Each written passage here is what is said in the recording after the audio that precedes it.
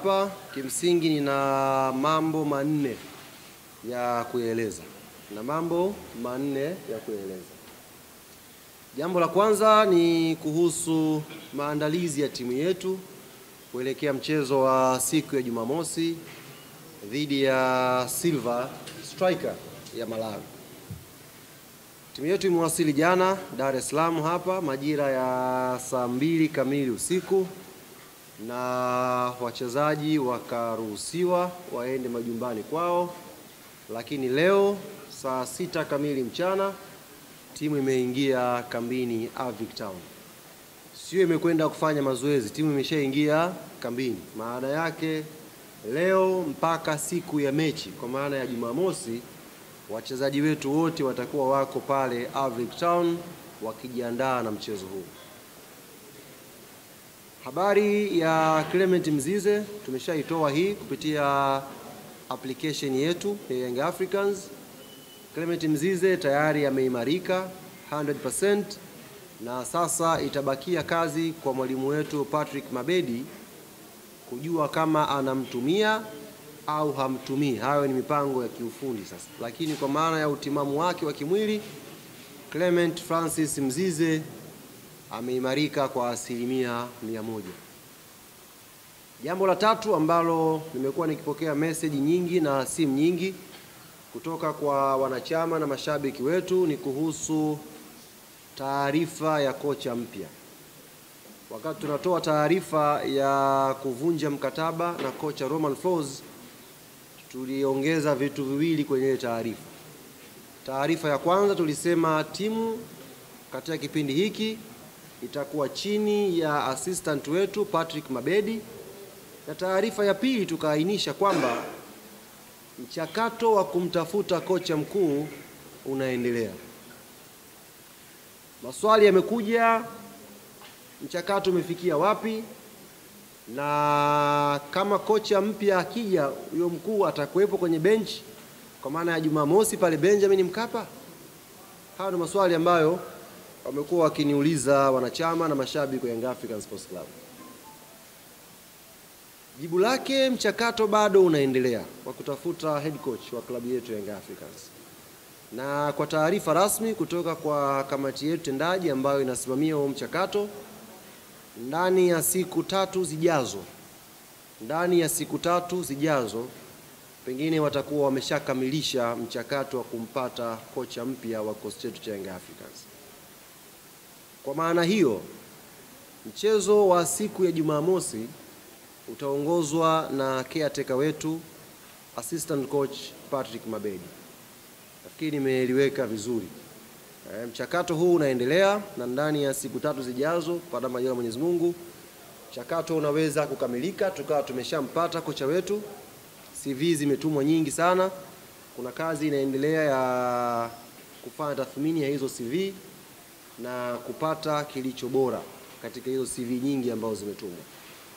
Lakini mchezo wa Jumamosi, kwa maana ya maandalizi ambayo yameanza leo mpaka kufikia siku ya Jumamosi, timu yetu itakuwa chini ya kocha msaidizi ambaye ndiye caretaker hapa kwa wiki hii, mwalimu wetu Patrick Mabedi.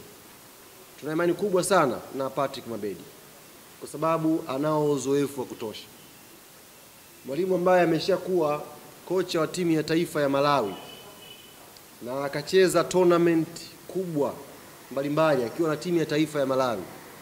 Tunaamini anaweza kuishi katika pressure hii, anaweza kukiongoza kikosi chetu, anaweza kutengeneza silaha za kutosha, tukaenda kupata matokeo mazuri siku ya Jumamosi na Young Africans ikaqualify kwenda hatua ya makundi inshallah.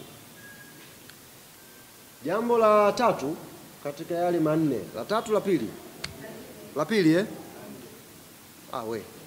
la nne bado. Hawa wageni Silver Striker kina uchizi nao anaitwa hao kina uchizi hao. Hawa bwana wanatarajia kuwasili nchini siku ya Alhamis, na wataingia Tanzania kwa maana ya uwanja wa kimataifa pale Julius Kambarage majira ya saa 2:30 usiku.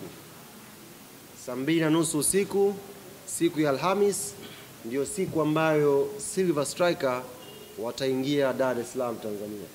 Wakishaingia watakuwa na siku moja ya kufanya mazoezi ambayo itakuwa Ijumaa. Tutakuja kuwatangazia muda kwa sababu ni official training, na waandishi mtaruhusiwa pia kwenda kuangalia mazoezi yao. Kwa hiyo nikasema niwape pia na taarifa ya hawa bwana kuja.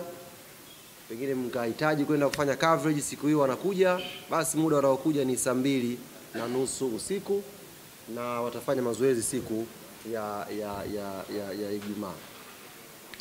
Jambo la tatu linahusu niseme ni message mbalimbali, jumbe ambazo zimekuwa zikitolewa na viongozi mbalimbali wa matawi wa klabu yetu Young Africans.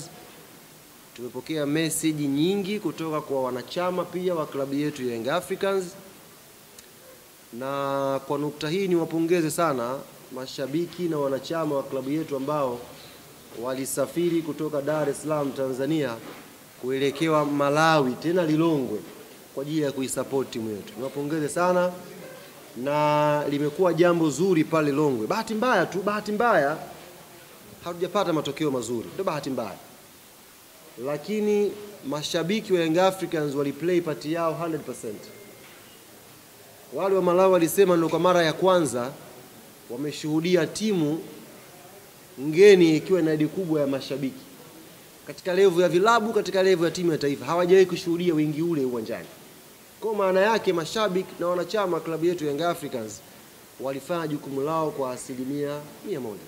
Bahati mbaya tu rehema siku ile ya ushindi haikuwa upande wetu. Na ndio maana hakuna hata mmoja katika nyinyi waandishi mliokuja hapa ambaye hata amegusia hilo jambo na kuwapongeza mashabiki wa Yanga kwa kujitoa tena kusafiri kuelekea Malawi kuisupport timu yao. Bahati mbaya tu uzuri wa lile tukio umefichwa na matokeo. Tumekosa matokeo na kila mmoja akaanza kujadili kuhusu mchezo, tukasahau kutoa credit kwa hawa watu ambao wamesafiri. Lakini pia kuna waandishi wa habari ambao tulisafiri kwenda Malawi, niwapongeze sana. Mmepitia changamoto nyingi njiani, taarifa nilikuwa nazipata. Niwape pole, lakini ndio kazi hiyo. Ndio kazi yenyewe hiyo. Kwa hiyo tunashukuru Mungu wote mmerudi salama na majukumu mengine yanaendelea. Hapo sasa kwa wanachama nilikuwa nawaambia tumepokea message nyingi sana, jumbe mbalimbali, na zote zilikuwa zinaelekeza ombi maalum la wanachama na mashabiki wa klabu yetu kwenda kwa kamati tendaji ya Young African Sports Club. Tumeona message ya mratibu wa mkoa wa Dar es Salaam, mzee wetu Shabani. Tumesikia maombi ya wanachama mbalimbali ndani ya Dar es Salaam na nje ya mkoa wa Dar es Salaam wakiuomba uongozi wa Young Africans mechi ya siku ya Jumamosi itolewe viingilio. Hiyo mechi tuwakabidhi wao. Hiyo mechi tuifanye kuwa ni mechi special ya mashabiki na wanachama wa Young African Sports Club kwenda kuibeba timu yao na kuipeleka hatua ya makundi. Sasa asubuhi leo viongozi wamekutana na wamelichakata hili jambo kwa picha kubwa. Of course kama mnakumbuka tulishatangaza viingilio. Tukasema mzunguko utakuwa 5,000, VIP C itakuwa 10,000, B 20 na A ikawa 30. Na alhamdulillah mwamko ukaanza kuonekana kwamba watu wanaitaka mechi ya marudiano hapa Dar es Salaam. Lakini viongozi wamekutana asubuhi leo, wamejadili maombi hayo, wamepitia hoja ambazo wanachama wameziainisha, na kimsingi wamekubaliana kulipokea na kulipitisha ombi la viongozi wa matawi na wanachama wa klabu yetu Young Africans.